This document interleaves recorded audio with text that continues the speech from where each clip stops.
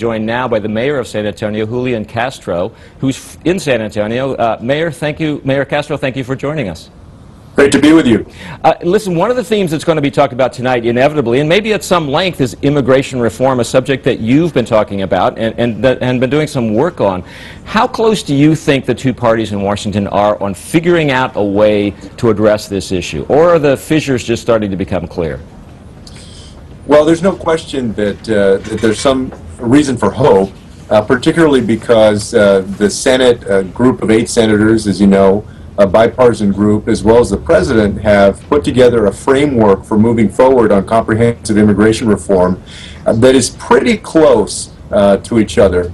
The question now is, and this is why I was testifying last week in front of the House Judiciary Committee, the question is, what will House Republicans do?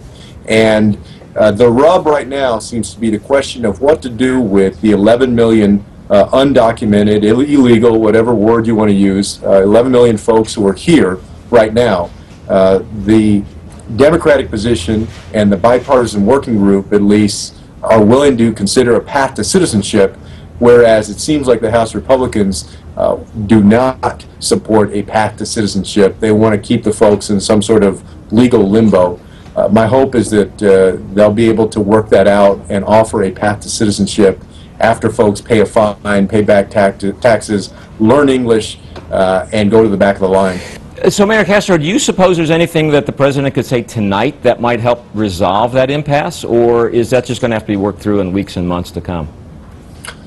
Well, I believe that he can move the ball forward on it by highlighting, I believe that he may highlight the personal stories, the human stories of some of those 11 million folks, whether it's young folks with a promising future that would benefit from the DREAM Act component of it, or folks who have served in the military.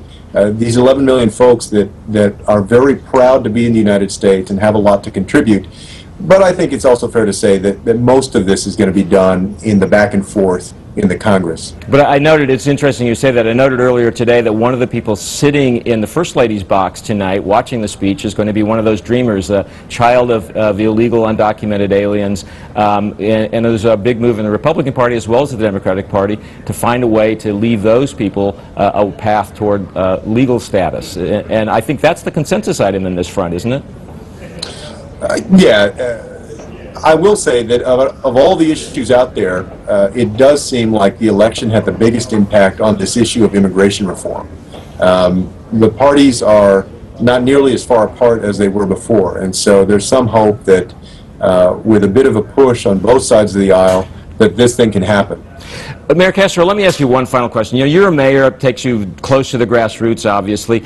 What's your sense of how much attention people want to see paid here on issues such as immigration reform versus the core economic issues, versus the bread and butter, meat and potatoes issues? In my mind, there's no question that no matter what part of the country you're in or what someone's background, the meat and potatoes issue is the economy. And people want to make sure, when they have confidence, that there's a plan so that we can grow the middle class, create new jobs, prepare people for entering the workforce of tomorrow. That has to be front and center, and I'm confident that President Obama will put it front and center. But issues like immigration reform are also important, and they deserve to be highlighted in the speech. Mayor Castro, thanks for sharing some thoughts with us tonight. We'll see what the balance is shortly. Thanks for having me.